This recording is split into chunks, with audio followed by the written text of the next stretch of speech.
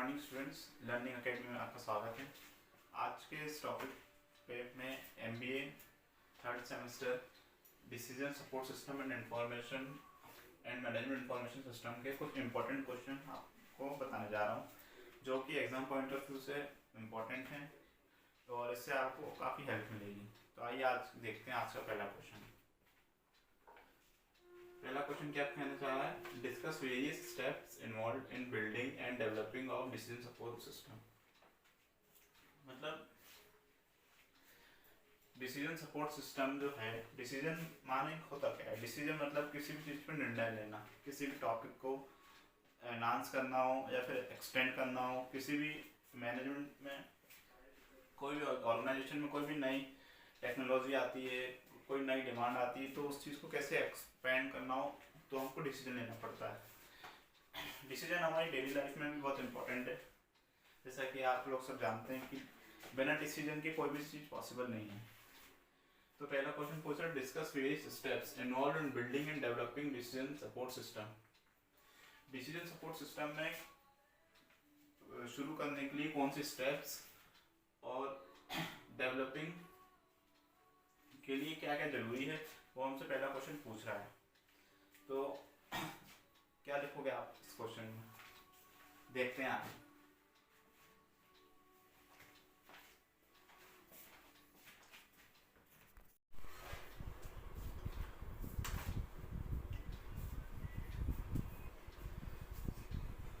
आइए अपन स्टेप्स देखते हैं। पहली स्टेप्स है, इट्स ऑल अबाउट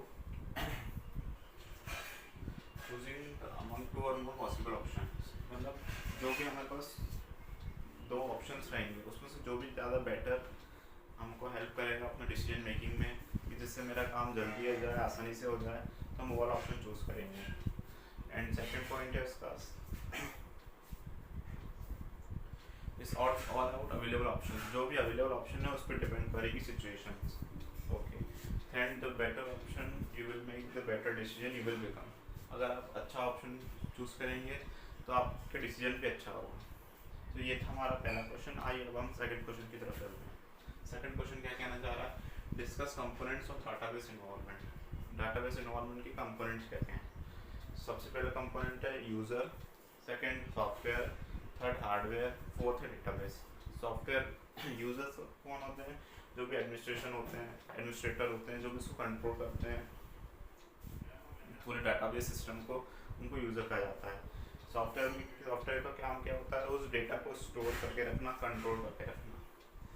ठीक है।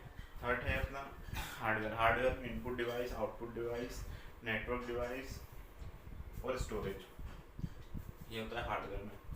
फोर्थ है अपना डेटाबेस। डेटाबेस का काम होता है कि जो भी हमारा डेटा है उसका बेस क्या है, मतलब किस चीज़ में हमने उसको रख के रखा है, ये होता है हमारा। ये चाहते हैं अपने कंपोनेंट्स ऑफ डाटाबेस इन्वॉल्वमेंट। आइए हम अगले क्वेश्चन की तरफ चलते हैं। अगला क्वेश्चन क्या कहना चाह रहा है? What is the scope and necessity of performance testing. Performance testing के स्कोप और नेसेसिटी पूछा गया है। तो आइए देखते हैं हमारा थर्ड क्वेश्चन। हाँ, अपना थर्ड क्वेश्चन था, what is the scope and necessity of performance testing. Performance testing means to perform is a systematic. Performance testing अपन पढ़ते हैं। Performance testing is the practice of evaluating how system perform. Performance testing मतलब एक system को अपन कैसे perform करना है, किस जगह पे क्या चीज़ लाना है, क्या चीज़ ज़रूरी है, क्या चीज़ नहीं है, उसको परफॉर्मेंस टेस्टिंग बोलते हैं। In terms of stability, responsible, आप रिस्पॉन्सिबल भी होते हो, and stability under a particular workload. मान लीजिए आपको टॉप लेवल मैनेजमेंट ने आपको कोई टास्क दिया, तो आपको कैसे परफॉर्म करना है, उसको कैसे आपको कैसे परफॉर्म करना है उस सिचुएशन को लेकर, ये चीज़ परफॉर्मेंस टेस्टिंग में आती है। Performance testing are typically executed to examine speed, robustness, reliability and application size. Performance test जो है वो इजीली आपको रोबोट करती है, आपकी स्पीड को, आपका टाइम, कितने समय में आप वो काम कंप्लीट कर रहे हैं, वो आता है आपका परफॉर्मेंस टेस्टिंग में। तो ये था आपका थर्ड क्वेश्चन। आइए फोर्थ क्वेश्चन पे चलते हैं। Explain relevance of relational database design in decision support system. Decision support system में जो आपका relevance of relational data and design decision support system, in decision support system में आपका जो डाटा है वो कैसे परफॉर्म करता है। In the enterprise relational databases are used to organize data and identify relationship. In the enterprise, relational databases are used to organize data and identify relationship. जो data है उसको कैसे फाइंड करके दोनों के बीच का रिलेशनशिप को बिल्ड करना, उनके की पॉइंट्स को अपने दिमाग में रखते हुए, अपने माइंड में रखते हुए उनको उस वर्क को कंप्लीट करना, ये अपना रिलेशनल डाटा का बेस है। ये एक बार मैं फिर से रिवाइज कर देता हूँ। फर्स्ट क्वेश्चन क्या बोल रहा है, discuss various steps involved in building and developing of decision support system DSS। जैसा कि आपको मालूम है अपन MBA थर्ड सेमेस्टर के ह्यूमन रिसोर्स मैनेजमेंट का decision support system and management information system discuss in कुछ इंपॉर्टेंट क्वेश्चंस डिस्कस कर रहे थे। तो अपन फोर्थ क्वेश्चन पे पहुंच गए थे। आइए अपन एक बार और रिवाइज कर लेते हैं पहला क्वेश्चन। तो देखते हैं, discuss various steps involve in building and developing of DSS. Decision support system को रेडी करने के लिए उसके क्या स्टेप्स हैं, क्या और उसके डेवलपिंग के लिए क्या क्या चीज़ इंपॉर्टेंट है, क्या क्या स्टेप्स हैं, वो पूछा गया है। तो उसके स्टेप्स अपन देख लेते हैं। The solution of course of action from among two or more possible options. ये पहला क्वेश्चन था कि दो और दो से अधिक ऑप्शंस में जो भी सबसे अच्छा ऑप्शन रहेगा वो अपन को लेना है। सेकंड ऑप्शन है all about choosing from the available options. और सेकंड ऑप्शन बोल रहा है कि जो भी आपके पास ऑप्शंस रहेंगे उसमें से सबसे बेस्ट वाला आपको चॉइस करना है। थर्ड वाला बोल रहा है the better choice you will make the better decision maker you will become. आपकी सबसे अच्छी चॉइस आपको बेटर डिसीजन बनाएगी। फोर्थ है decision making process is a series of steps taken by an individual to determine the best option in course of action to meet their needs। तो जो भी उसमें स्टेप्स हैं उसको इंडिविजुअली डिटरमाइन करके आपको बेस्ट ऑप्शन को चॉइस करना है। ये था अपना पहला क्वेश्चन। आइए सेकंड क्वेश्चन की तरफ चलते हैं। सेकंड क्वेश्चन क्या बोल रहा है, पहला हो गया अपना discuss component of database environment. Database environment के क्या क्या कंपोनेंट्स है वो पूछा गया है। तो उसके कंपोनेंट यूजर्स, परफॉर्मेंस टेस्टिंग हमें क्वेश्चन सेकंड अपन एक बार वो देख लेते हैं। Discuss component of database environment. Database component क्या है डाटाबेस इन्वायरमेंट के, वो हमसे पूछा गया इस क्वेश्चन में। तो users, storage, users, software, hardware और डेटा, ये चार कंपोनेंट हैं डाटाबेस इन्वायरमेंट के। यूजर्स में आता है आपका application programmers and users database administrator. Software में आता है control the storage management relevance of data in database. और थर्ड आता है आपका हार्डवेयर। हार्डवेयर में input device, output device, network device, storage device. Data में आता है आपका data stored in database, numerical, non numerical, knowledgeable data. ये चार चीज़ें हैं आपकी कंपोनेंट ऑफ डाटाबेस इन्वायरमेंट। आइए व्हाट इज नेक्स्ट क्वेश्चन की तरफ चलते हैं। नेक्स्ट क्वेश्चन है what is the scope and necessity of performance testing. Performance testing का क्या स्कोप है वो पूछा गया हमसे, तो आइए देखते हैं। Performance testing is the practice of evaluating how system perform in terms of responsiveness and stability under a particular workload. Performance tests are performance tests are typically executed to examine speed, robustness and application size। Performance testing मतलब आपको कोई task दे दिया जाएगा, एक target दे दिया जाएगा, उस target को आपको कैसे अचीव करना है, कैसे अपने आप को, अपने स्किल्स को परफॉर्म करना है, उस टारगेट पे अपना टेंशन का प्रेशर कम करते हुए किस तरह से आपको उसको अचीव करना है, वो हमें परफॉर्मेंस टेस्टिंग बताता है। तो ये था आपका थर्ड क्वेश्चन। आइए नेक्स्ट क्वेश्चन की तरफ चलते हैं। Explain the relevance and rational data design in decision support system.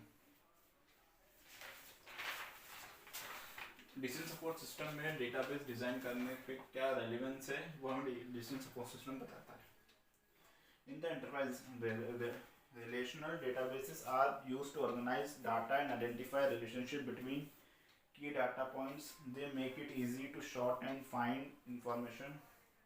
which help organization make business decision more efficiently and minimize cost. They work well with structured data. In the enterprise, relational database are used to organize data and identify relationship between key points. मतलब उस data को आपको rationally अपने organise में कैसे use करना है, वो डेटा आपको आइडेंटिफाई करके और किस तरह से उससे अपना रिलेशनशिप बना के उस पॉइंट पे वर्क करना है। आपको एक पॉइंट दे दी जाएंगे कि ये आपके ड्यूटीज़ हैं, ये आपका रोल्स है, इनको आपको ध्यान में रखते हुए अपने टास्क को अचीव करना है। ये हमें इसका रेलिवेंस है database design decision support system में। मान लीजिए आपको कोई 10 लोगों को काम दे दी जाएगा और 10 आपके पॉइंट्स हैं, तो इसको आपको पॉइंट्स को ध्यान में रखते हुए ये आपका रेलेवेंस सपोर्ट सिस्टम बताता है। They make it easy to sort and find information. वो पॉइंट से आपको काम आसान हो जाएगा। उस पॉइंट्स को अगर आप ध्यान में रखेंगे तो जो पॉइंट्स हैं उसको आपको ध्यान में रख के एंड अपने इंफॉर्मेशन को कैसे फाइंड करना है वो हमें बता देगा। which help organize make easy business decision more efficiently and minimize cost.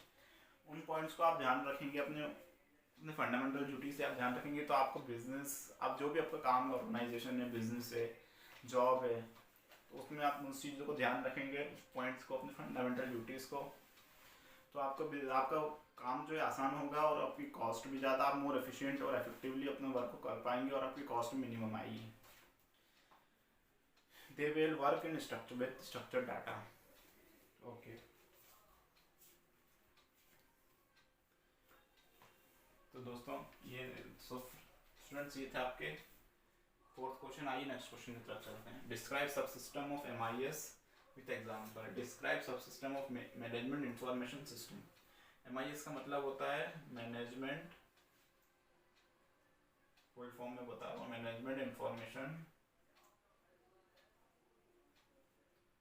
System.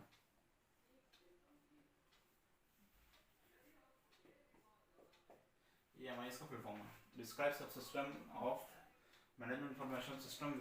Management system के सब सिस्टम्स हमसे पूछे गए हैं, तो आइए देखते हैं students. Subsystems may consist of numerous subsystems, each of which has elements, interactions, and objectives. Subsystem perform specialized tasks related to the overall object of the total system. A system exists on more than one level, can be composed of subsystems or elements parts. System may consist of numerous subsystems, each of which have elements, interactions, and objectives.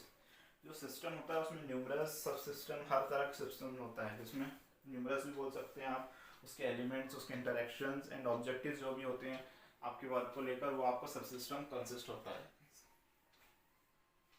Subsystem perform specialized task related to the overall objective of the total system. Subsystem specialized task related to the overall objective of the subsystem. System exists on more one level, can be composed to subsystem or element parts. Okay. What are the sources of data? So friends, ये आपका 4th 5th question complete हो गया। आइए अपन next question की तरफ चलते हैं। What are the sources of data? Data की क्या सोर्सेस हैं वो आपसे पूछा गया है।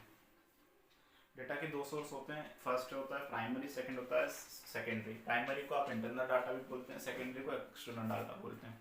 तो आइए इसकी डेफिनेशन देख लेते हैं। डाटा कैन बी गैदर्ड और कलेक्ट फ्रॉम 2 प्लेसेस। डेटा को आप 2 तरह से फाइंड कर सकते हो, इंटरनल और एक्सटर्नल। जैसा कि मैंने आपको बताया, the information collected from internal sources और first time is called primary data. Then while the information gathered from the outside reference or the reference is called secondary data. जो डाटा आपने first time collect करा है, जो आपकी information first time आपको मिली, उसका primary data बोलेंगे। जो डाटा आपको किसी थर्ड पर्सन से मिला है वो आपको सेकेंडरी डाटा होता है। तो ये थे आपके डेटा के सोर्सेस। आइए ये क्वेश्चन भी कंप्लीट हो गया, नेक्स्ट क्वेश्चन की तरफ चलते हैं।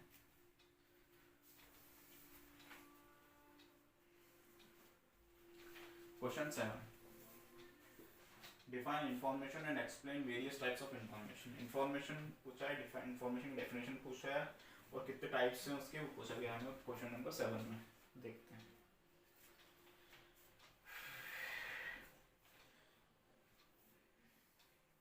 Information is a representative of reality and it is used to convey knowledge about the world around us.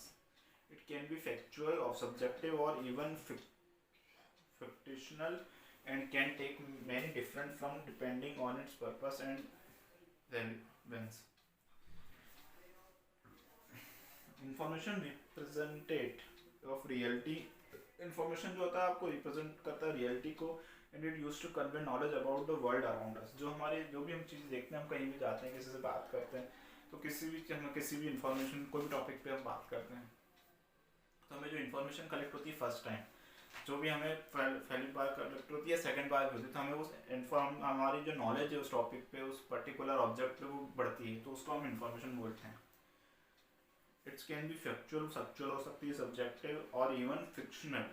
Subjective, factual and fictional हो सकती है, और हम उसको वेरियस सोर्सेस, वेरियस टाइप्स से हम उसको गेन कर सकते हैं, depending on it's purpose and evidence. उसको जो भी पर्पस होगा, एविडेंस होगा, उस पर अपन उस टाइम उसको डिसीजन ले सकते हैं।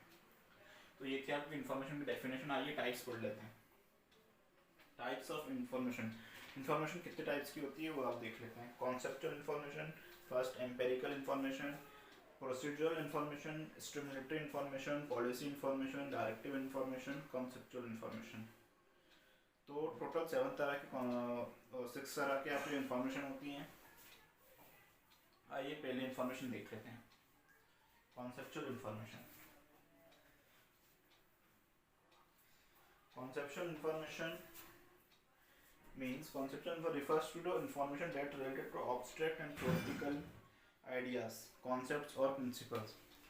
Conceptual information refers to information that related to abstract or theoretical ideas, concepts or principles. Conceptual information जो होती है वो आपको abstract और theoretical ideas, concepts and principles होते हैं। सेकेंड है आपकी एम्पेरिकल। एम्पेरिकल इन्फॉर्मेशन में आपका empirical information is derived from observation and experimentation and और direct experience. It can be based on data can be measured और वेरीफाइड थ्रू ऑब्जेक्टिव और systematic method. Empirical information जो होती है वो आपकी ऑब्जर्वेशन से, एक्सपेरिमेंटेशन से और डायरेक्ट एक्सपीरियंस से डिराइव होती है। उसको हम कैसे मेजर कर सकते हैं? सिस्टमेटिकली और ऑब्जेक्टिवली मेजर कर सकते हैं। थर्ड है आपका प्रोसीजरल इन्फॉर्मेशन। प्रोसीजरल इन्फॉर्मेशन वो होती है, procedural information refers to the information that provides instruction, direction और steps on how to perform a task और complete a proofs. Procedural information refers to information that provides instruction, directions. Procedural information जो होती है वो हमें instruction, directions और steps how to perform a task. एक task को कैसे परफॉर्म करना है उसको हमें procedural information बताती है। Stimulatory information. Stimulatory information refers to information intended to provoke or stimulate a reaction or response from the evidence. किसी भी चीज स्टिमुलेटरी इन्फॉर्मेशन क्या होती है? वो हमें कोई भी काम को करने से रोकती है या हमें उसको स्टिमुलेट करती है, मना करती है कि रिस्पॉन्स और ऑडियंस। तो वो एविडेंस को देखते हुए वो स्पिरिचुअल इन्फॉर्मेशन, वो हमें मान लीजिए कोई एग्जांपल, हमें ये इन्फॉर्मेशन हमने पढ़ के बोला कि हमें वो काम नहीं करना है, तो वो आपका स्पिरिचुअल इन्फॉर्मेशन में आ जाता है।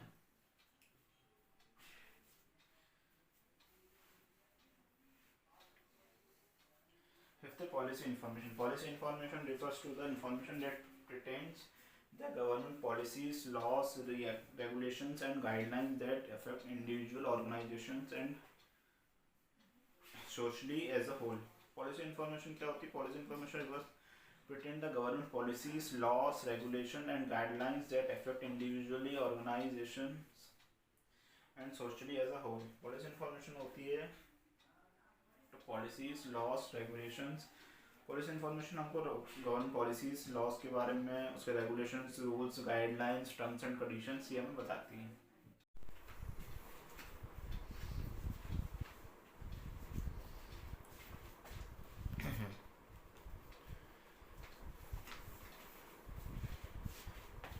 आइए क्वेश्चन 8 की तरफ चलते हैं। क्वेश्चन 8 क्या कहना चाह रहा है देखते हैं। आइए how discuss decision support system and differ from MIS. Decision support system और एमआईएस में हमसे डिफरेंस पूछा है, तो इन दोनों में क्या डिफरेंस होता है आइए देखते हैं। सबसे पहले उनके की पॉइंट्स देखते हैं। फुल फॉर्म, दोनों का फुल फॉर्म देखते हैं। फुल फॉर्म क्या होता है? एमआईएस का फुल फॉर्म होता है मैनेजर इंफॉर्मेशन सिस्टम और डीएसएस का फुल फॉर्म होता है डिसीजन सपोर्ट सिस्टम। ये उसका पहला की पॉइंट था। आइए सेकंड की पॉइंट की तरफ चलते हैं। पर्पस क्या है दोनों का, मतलब ऑब्जेक्ट क्या है, मोटिव क्या है उस दोनों चीज़ों का, आइए वो देखते हैं। Management for system primary purpose of MIS is to provide the management with the information need to make operational and strategic decision and MIS is focused on the internal operation of the organization and is designed to support the needs of the managers at all levels of MIS का purpose होता है कि अपने organisation के internals और जो भी goals हैं, जो भी उनके ऑपरेशंस हैं, उसको ऑपरेट करना, उसको ध्यान में रखना, पूरा डेटा स्टोर करके रखना, ही होता है इनका MIS का पर्पस। आइए DSS का पर्पस देखते हैं, डिसीजन सपोर्ट सिस्टम का। DSS is the other hand is designed to support specific decision making process and is often used to individual or small groups within an organization. Decision support system का purpose होता है कि कोई भी decision है उसको maintain करके रखना, उसके प्रोसेस को अपने स्टोर करके रखना, वो आपका डिसीजन सपोर्ट सिस्टम का पर्पस होता है। वो इंडिविजुअल भी होता है, स्मॉल ग्रुप में होता है, ऑर्गेनाइजेशन में। ठीक है, अब नेक्स्ट की पॉइंट की तरफ चलते हैं। Primary task. प्राइमरी टास्क जो होता है वो एमआईएस में is identified information required. MIS management for system में जो भी आइडेंटिफाई इंफॉर्मेशन होती है, उसको ज़रूरत को उसका प्राइमरी टास्क ये होता है। Decision support system identify to use to decision process में in decision support system DSS में जो भी आपकी प्रोसेस है, टूल्स और टेक्निक्स जो है उसको स्टोर करके रखना, किस तरह से हम न्यू डिसीजन ले सकते हैं अपने for more efficiently in organization. ठीक, आइए नेक्स्ट की पॉइंट की तरफ चलते हैं। Data in MIS. पहले एमआईएस में देखते हैं डाटा की point. In MIS typically using data that is internal to organization such as data from financial system, HR system and sales system। MIS में आपका जो है HR सिस्टम, फाइनेंशियल सिस्टम और सेल्स सिस्टम का डाटा स्टोर किया जाता है। And decision support system में डाटा का यूज होता है, ये देखते हैं। और DSS में use both internal and external data. DSS में आपका इंटरनल और एक्सटर्नल दोनों डाटा स्टोर होता है, which is used to analyze the large amount of data to identify trends, pattern, help decision making, जो कि आपको डिसीजन मेकिंग में सपोर्ट करता है। डिसीजन मेकिंग में आपका जो भी ट्रेंड में चल रहा हो, जो भी आपकी अभी कंटिन्यू प्रोसेस में हो, उस चीज़ को स्टोर करके रखता है, वो आपका डिसीजन सपोर्ट सिस्टम में आता है। आइए डिपेंडेंसी देखते हैं। नेक्स्ट की point MI dependent on computer system. MIS जो होता है टोटली डिपेंड होता है आपका कंप्यूटर सिस्टम में। आइए डिसीजन सपोर्ट सिस्टम देखते हैं। डिसीजन सपोर्ट सिस्टम से टोटल मैनेजमेंट जुडिक्शन में जो मैनेजमेंट के जुडिक्शन डिसीजंस होते हैं वो आपका डिपेंड होता है डिसीजन सपोर्ट सिस्टम। मैनेजमेंट के जुडिक्शन में सपोर्ट होता है। ये था आपका 8 क्वेश्चन। आइए अपने नेक्स्ट क्वेश्चन पे चलते हैं। 8 क्वेश्चन हो गया है। अब नेक्स्ट क्वेश्चन क्या बोल रहा है? Discuss various techniques of problem solving. Problem solving की वेरियस टेक्निक्स पूछ गई हैं, आइए देखते हैं। Differentiate fact from opinion, define the problem. क्या क्या प्रॉब्लम सॉल्विंग की क्या क्या टेक्निक्स हैं वो हमसे पूछी गई। किस तरह से आप किसी प्रॉब्लम को सॉल्व कर पाओगे, वो हमसे इस क्वेश्चन पूछा गया है। तो डिफाइन द प्रॉब्लम, पहले प्रॉब्लम को डिफाइन करिए। Differentiate from opinions, specify underlying causes, जो भी कॉजेस हैं उसके ओपिनियन से उसको अलग करिए और जो आपके उसके सॉल्यूशन है उसको अलग करिए। सेकेंड पॉइंट बोल रहा है generate alternative solution, postpone evaluating alternatives. जो भी सॉल्यूशंस हैं, जो भी पोस्टपोन इवेल्युएटिंग अल्टरनेटिव इनिशियली आप उसके प्रॉब्लम्स को अलग करिए, सॉल्यूशन को अलग करिए, जो भी उसके कॉजेज है किस कारण से वो उस कॉजेज पे आप वर्क करिए। पॉइंट्स को लेकर ये आपका सेकंड पॉइंट बोल रहा है। आइए थर्ड पॉइंट देखते हैं, evaluate and select and internal evaluate select to a target standard. जो अल्टरनेटिव सॉल्यूशन है उसको अलग करिए और आपके टारगेट को अलग करिए, ये आपका थर्ड की पॉइंट बोल रहा है। फोर्थ है implement and follow up on the solution. Implement and follow up on the solution, solution को इम्प्लीमेंट करिए और कंटिन्यूस पे वर्क करते रहिए, आपका फोर्थ की पॉइंट बोल रहा है। आइए क्वेश्चन 9 भी हो गया, चलते हैं क्वेश्चन 10 की तरफ। What do you mean by decision support system DSS generator? Explain its main function and uses. Decision support system generator क्या होता है वो पूछा है, उसके फंक्शन और यूजेस पूछे हैं। आइए देखते हैं।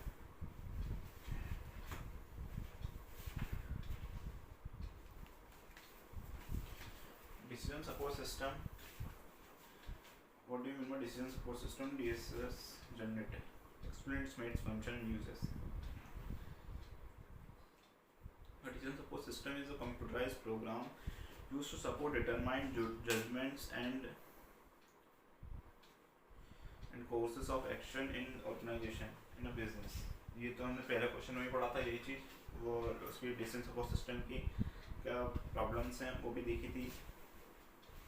Decision support sifts through and analyze maximum amount of data, competitive, comprehensive information that can be used to solve problems in decision making में जो भी हमारे प्रॉब्लम्स हैं, जो भी हमारे टूल्स टेक्निक्स है उसको अप्लाई करते हुए अपने प्रॉब्लम को सॉल्व करना, अपने जो प्रेशर्स है आपका उस वर्क को लेकर उसको कम रेशियो उसका कम करते हुए अपने टास्क को अचीव करना, ये हमारा डिसीजन सपोर्ट सिस्टम बताता है।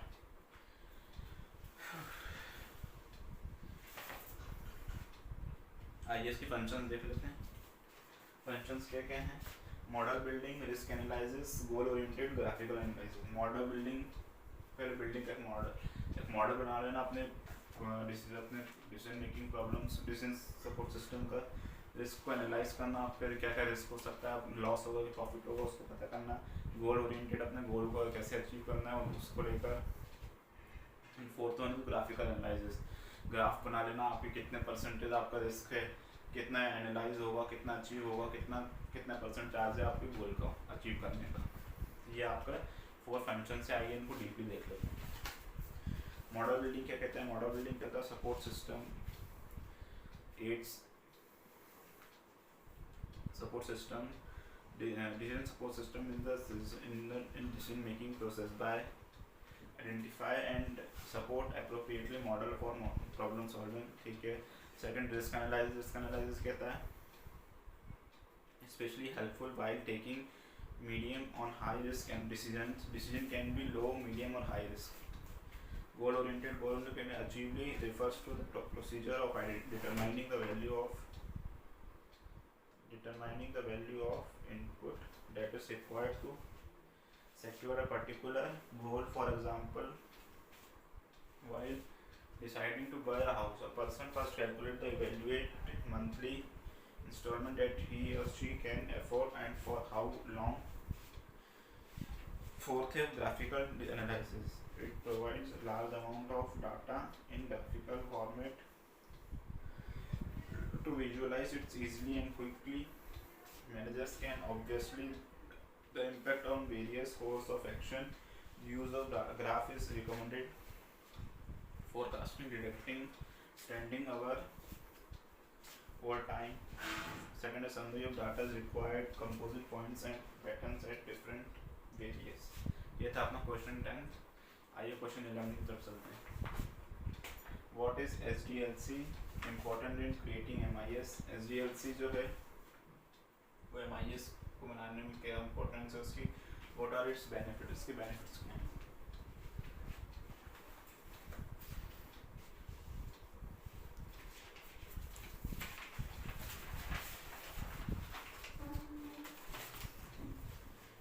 SDLC is important because it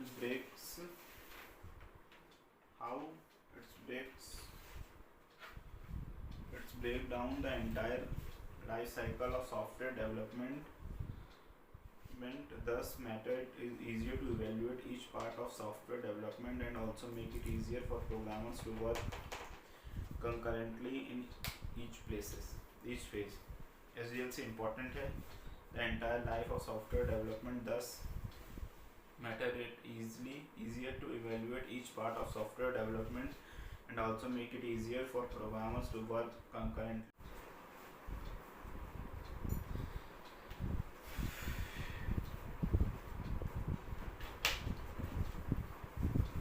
तो आइए क्वेश्चन 12 देखते हैं. क्वेश्चन 12 क्या कहना चाह रहा है.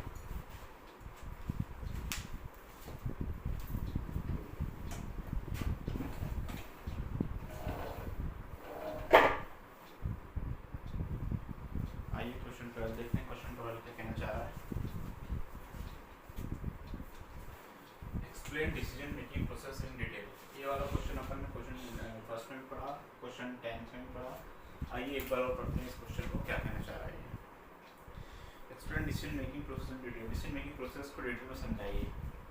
Decision making is the process of making choice by identifying a decision, gathering information, accessing alternative resources, using a step-by-step decision-making process can help you make more deliberate, thoughtful decision by organization relevant information, defining alternative. This approaches like chances that you will choose the most satisfying alternative possible. तो ये थी इसकी definition. आइए अपन definition समझते हैं एक बार और क्या कहना चाहिए.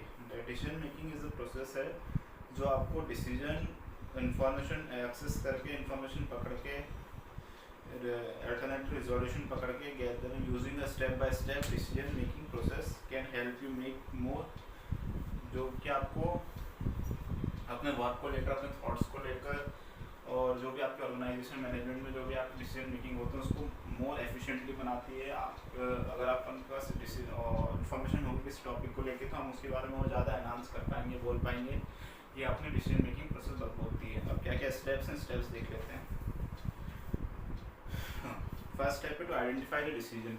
अपने डिसीजन को आइडेंटिफाई करना कि मुझे किस टॉपिक पे कहाँ पे क्या डिसीजन लेना है. गैदर रेलेवेंट इन्फॉर्मेशन मतलब जिस टॉपिक जो भी आपका ऑर्गेनाइजेशन मैनेजमेंट आपको टास्क का टारगेट देता है उसके बारे में आपके पास पहले इन्फॉर्मेशन गैदर करना, फिर उस पर वर्क करना. थर्ड है आइडेंटिफाई द अल्टरनेटिव्स. आपके पास अल्टरनेटिव्स भी वो सब होने चाहिए. आपके पास एक इन्फॉर्मेशन है उसी को लेके आपके सेकंड इन्फॉर्मेशन सप्लीमेंट्री में होना चाहिए. कॉम्प्लीमेंट्री सप्लीमेंट्री बहुत इन्फॉर्मेशन होना चाहिए आपको. फोर्थ है वेट द एविडेंस. आपके पास एविडेंस सबूत भी होना चाहिए उस चीज़ का कि मेरे पास इस चीज़ का सबूत है. आप नहीं तो आप हवा में बातें करते रहोगे, आपको कोई पूछेगा ही नहीं अगर आपके पास सबूत नहीं होगा तो. Fifth one choose among alternatives. आपके पास अल्टरनेटिव इन्फॉर्मेशन होगी तो अब आपके चूज करने की पावर, आपके डिसीजन थॉट्स आपके पास बहुत अच्छे होंगे कि जो भी आपको बेस्ट अल्टरनेट लग रहा है आप उसको चूज़ कर पाएँ. ये था आपका फिफ्थ ऑप्शन. Take action. आप एक्शन लेना मतलब आप बस इन्फॉर्मेशन होगी, डिसीजन भी होंगे, अल्टरनेटिव्स भी होंगे, सप्लीमेंट्री कॉम्प्लीमेंट्री बहुत होंगे, पर आप एक्शन नहीं लोगे तो आप किस काम की आपकी इन्फॉर्मेशन, किस काम का आपका डिसीजन. तो ये आपको स्टेप नंबर 6 होगी. Seventh is review your decision and it's consequences. आपने जो भी डिसीजन लिया उसको एक बार रिव्यू करके देखें. आपको उस डिसीजन लेने से पहले आपको माइंड में चीज़ क्लियर होनी चाहिए कि मेरे पास ये करने से ये होगा, ये करने से ये होगा. तो आपको रिव्यू एक बार कर लेना चाहिए. ओके तो ये तो क्वेश्चन 13. आइए क्वेश्चन 12 सॉरी. आइए क्वेश्चन 13 की तरफ चलते हैं.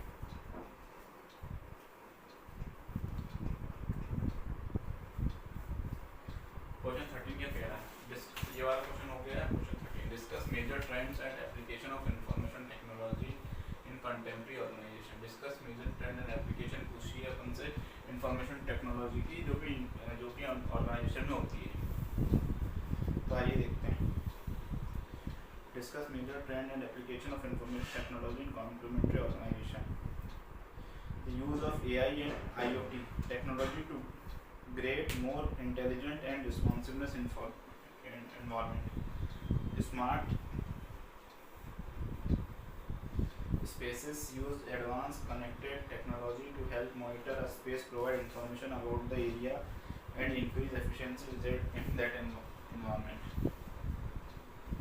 The use of AI and IoT technology to create more efficiently, more intelligent and responsiveness environment. Smart spaces are advanced connected technology to help monitor and space, provide information about the area and increase efficiency in that environment.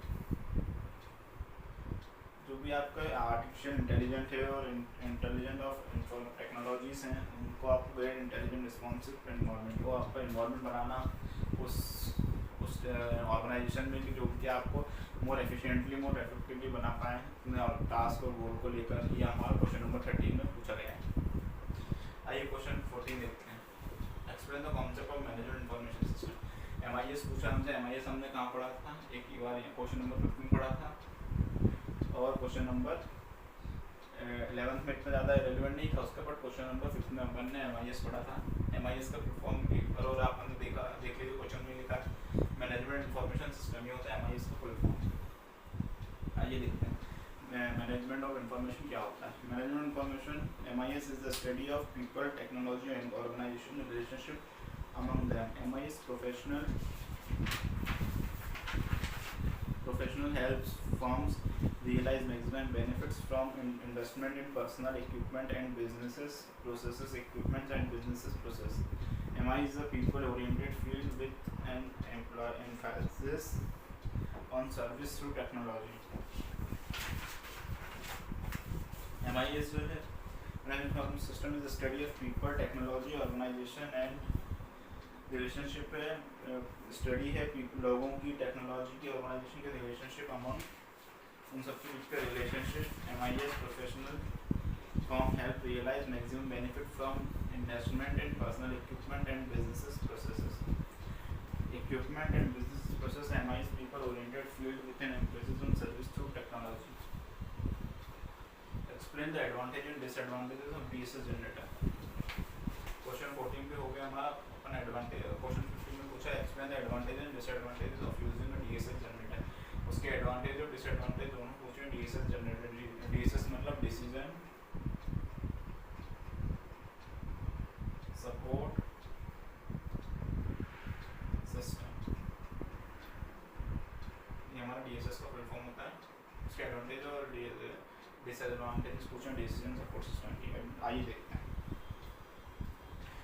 पहला advantage से fast है, second advantage से automation है, अपने आप होता है, efficiently है, training, communication, low cost, satisfying.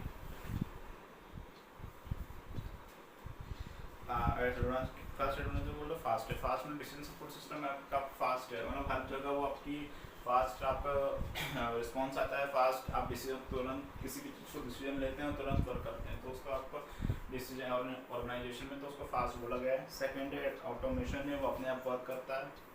Third efficiently है, मोर एफिशिएंटली, मिनिमम कम समय में ज़्यादा आउटपुट दें, उसको एफिशिएंट बोलते हैं। फोर्थ है ट्रेनिंग, ट्रेनिंग में आपको ट्रेनिंग दी जाती है हर चीज़ की। फिफ्थ है कम्युनिकेशंस। सिक्स है लो कॉस्ट, अपनी कॉस्ट लो होती है। सेवंथ सेटिस्फैक्शन, मोर सेटिस्फैक्शन मिलता है। आइए डिसएडवांटेजेस देखते हैं। डिसएडवांटेजेस भी पूछा गया था इस क्वेश्चन में, डिसएडवांटेजेस देख लेते हैं। आइए डिसएडवांटेजेस देख लेते हैं। Disadvantages of decision support system. पहला डिसएडवांटेज लिमिटेड स्किल्स जो है आपकी लिमिट होती हैं। ब्लेम कंप्यूटर पर ब्लेम कंप्यूट कर सकते हैं, किसी भी चीज़ पर ब्लेम लगा सकते हैं, वो आपका डिसएडवांटेजेस है। मशीन डिपेंडेंट, टोटली आप मशीन पर डिपेंड रहते हो, ये भी बहुत अच्छे डिसएडवांटेजेस हैं।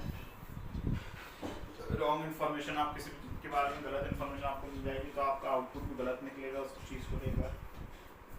जितने ओवर कॉन्फिडेंस, आप किसी भी इन्फॉर्मेशन को लेकर ओवर कॉन्फिडेंस हो जाते हो तो आपका जो मोटिवेशन लेवल है ऊपर चले जाता है, ओवर कॉन्फिडेंस से आप रॉन्ग डिसीजन भी लेने के लिए रेडी हो जाते हो। Sixth wrong coding of software, आपका सॉफ्टवेयर अगर गलत वर्क करेगा तो आपका आउटपुट वो गलत होगा, आपको लॉस भी हो सकता है उस चीज़ को लेकर। आज कुछ एग्जांपल्स देख लेते हैं। जैसे search example Google weather forecasting, real estate, universities and schools, making budgets on the companies air traffic. ये आपका डिसीजन सपोर्ट सिस्टम का डिसएडवांटेज है। एग्जांपल्स हो सकते हो। तो आइए क्वेश्चन 15 आपको खत्म हुआ, क्वेश्चन 16 की तरफ चलते हैं जो कि हमारा लास्ट क्वेश्चन है।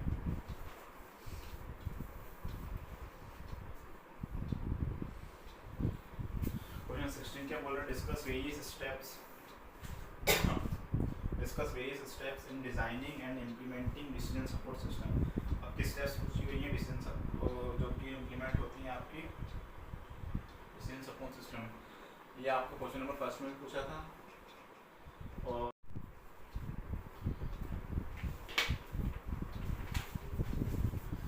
तो ये था आपका क्वेश्चन नंबर 16। तो आज की ये वीडियो खत्म होती है यहीं पे। Thank you for watching my video. Please do subscribe, like and share for your relative, friends, circle. Thank you.